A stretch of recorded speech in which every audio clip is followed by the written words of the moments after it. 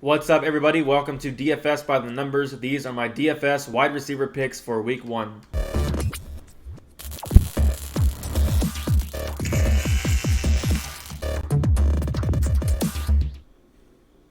What's up, guys? Welcome back to another DFS picks video. This time we are breaking down the wide receivers. If you guys have not seen it yet, go check out my other videos: quarterbacks, running backs, tight ends, all that good stuff. Also, later in the week, I'll be doing a betting video. I'll be doing a final thoughts video, and also potentially a live stream as well. So make sure you subscribe so you do not miss out on all the content this week and throughout the NFL football season. If you guys can also leave a like on this video, it really helps out a ton. Also, if you are looking for extra content, or if you do want to support me, I am on Patreon. $5 a month, you get my model with all the stats you need. My targets page, which has my example cash lineup, all my targets ranked in order of most confidence. My top stacks, my article that comes out later in the week, like Friday, all that good stuff. So if you are interested in that, I will put the link in the description below. But with that said, we are going to start breaking down the wide receivers. And we're going to start with the most expensive play on the slate from a wide receiver perspective, and that is Michael Thomas. And for an absolute good reason. This dude was an animal last year, and I'm expecting nothing less this year. And he has a fantastic matchup. 49-point game total here for the Saints. Should be a high-scoring game here, possible shootout. The Buccaneers gave up the third most passing yards last year. The Bucs do have an elite run defense, which should force the Saints into a pass-heavy game plan. So Thomas had 180 targets last year, most out of all the wide receivers, and really it's not even close. Just a high upside tournament play.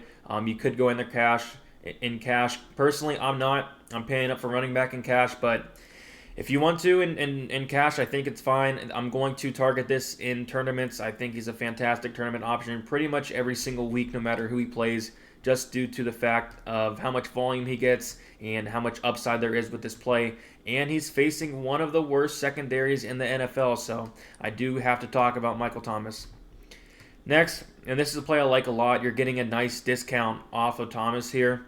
$1,700 cheaper than Thomas. The Packers are 2.5-point underdogs with a 46-point game total, which isn't bad whatsoever. Adams gets a ton of targets. Not as many as Thomas, but Adams gets like 10 targets per game. He did have 124 targets in only 12 games last year, which was just under 10. I do feel like Adams will go a little bit overlooked here. I feel like not many people are talking about him this week, and he does have that high upside. He has that nice floor due to the amount of volume of targets he is going to receive. Also, touchdown upside. I like Adams quite a bit, 7,300. I like it in cash. I like it in tournaments. Next, we have Chris Godwin, 7,100. This is going to be a very popular play, and for a good reason. 49-point game total. We talked about it. The Saints Buccaneers going to be getting a lot of P.J. Williams in the slot. Should see many targets in this pass-heavy offense as well, and it should be an absolute shootout. I am, most likely could be the most high-scoring game on the whole slate. Godwin did have 6 100-yard games in 2019, which was the second most among the wide receivers. Just a really high upside play here with Godwin. I know there's some question marks with Tom Brady coming in, but I think Tom Brady is going to get some good use out of Chris Godwin. I think he's going to get a ton of targets, tons of receptions this year, and I think he's going to have a good week 1 against the Saints secondary. All right, getting into the next play here, Adam Thielen. Another play that I think could go a little bit overlooked, but I think is a really great play here. 46-point total for the Vikings and Packers. Vikings are the 2.5-point favorites, and he should get a decent amount of targets. There's no more Stephon Diggs. Solid price here with a high reception upside as well, and it could be a lowish owned play here. So I do like Thielen. I do like him in GPP. I don't hate him in cash as well. I'm personally not going there, but give me some Thielen. We all remember his fantastic season he had in 2018. Kind of dropped off a bit in 2019, but I feel like he's going to have a great season this year. So Adam Thielen, 6,700. I like it quite a bit. Next, we got Allen Robinson, 6,500. 44.5 point game total here. Detroit gave up the second most passing yards last year with 296 per game. Robinson is going to get an absolute ton of targets. Robinson did have 153 targets in 2019, which was the second most on the slate, only behind Michael Thomas. There's no Montgomery, I believe, for the first 2 to 4 weeks, they said, which should pretty much force a pass-heavy game plan probably.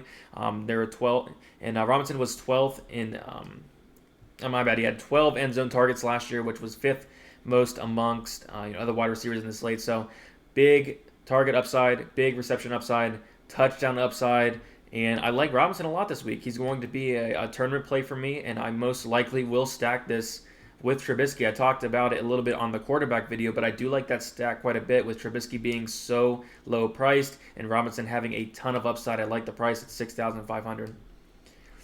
Next we got DJ Chark, 45-point game total. Jags are 8-point underdogs, and they should be coming from behind most of the game.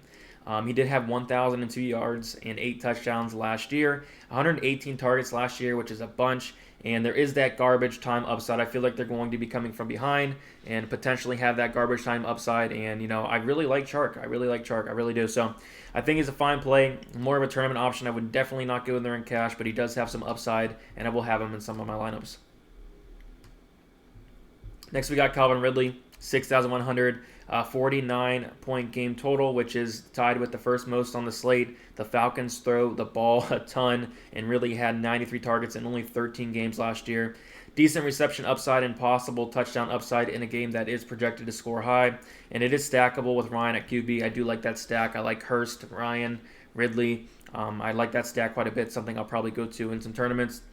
And just a solid price for Ridley as well. I do think he has quite a bit of upside, especially for that price. You could go up and get Julio. You could go down. At tight end, I really like Hurst this week as well. So this is a game I want to target, pretty much overall quite a bit.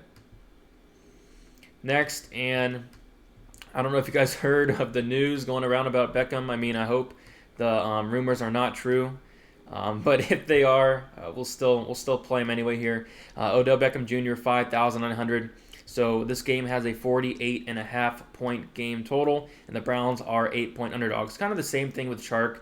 I think they should be playing from behind a lot of the game, and it's just way too cheap for Odell Beckham Jr., 5,900. They have a new head coach. I know he didn't have the best season last year from Odell's standards, but he still had over 1,000 yards last year. Lots of garbage time upside, most likely. I can see the Ravens getting out ahead front, causing that pass and having game plan. And it should be a high-scoring game and should be some touchdown upside for Odell as well. I do think this could go lower owned. I don't see many people out there talking about Beckham, so don't hate it whatsoever at 5,900 as a nice tournament play there. Wouldn't really go there in cash, but I think it's very solid. And like I said, hopefully those rumors are not true. All right, DK Metcalf, I feel like he could be pretty popular this week, especially with that price. 5,800, 49-point game total. Like I said, this is a game I want to target, the Seahawks. In a big touchdown threat, 8 touchdowns last year. In a game that's projected to score high, I think he should get plenty of touchdown opportunities here. And he is stackable with Russell Wilson if you do want to go there. I did touch on it on my quarterback video. Just solid price for the upside of Metcalf as well. I think he's a fantastic player, had a fantastic rookie season, and I think he's going to continue that and only get better. I like the price at 5,800 there. All right, getting into the next play here, and Terry McLaurin. I like this play quite a bit, actually. He's 5,600. The Washington football team are 6-point underdogs, and they should be coming from behind most of the game. Garbage time upside as well. He did have 919 yards in 12 games last year, which is pretty dang good. Most likely will be covered by Slayer Maddox, which is PFF's ranked 87th and 85th corners. And Haskins isn't the best QB in the world, but he should get a lot of targets here, with the next best passing catching options being Steven Sims and Dontrell Inman. So I do think there's garbage time upside. I do think there's high reception upside, and we're getting him at a decent price of 5,600. I like him in cash. I like him in tournaments as well. All right, and next we have always an exciting option here. Hollywood Brown, 5,100. Great price here. For the upside that he brings. 48.5 point game total, which is the second best on the whole slate. 82 targets last year, 7 touchdowns. Should be a high-scoring game, especially on the Ravens side. Touchdown upside at a very cheap price. If he does get in the end zone at 5,100, that would be absolutely fantastic. But he is boom or bust. It seems like if he doesn't get that touchdown, he usually tends to not score well. So I do think there's a good chance he does find the end zone at 5,100. I definitely am willing to find out. All right, and then lastly here, we have probably one of the best plays on the slate from a value standpoint.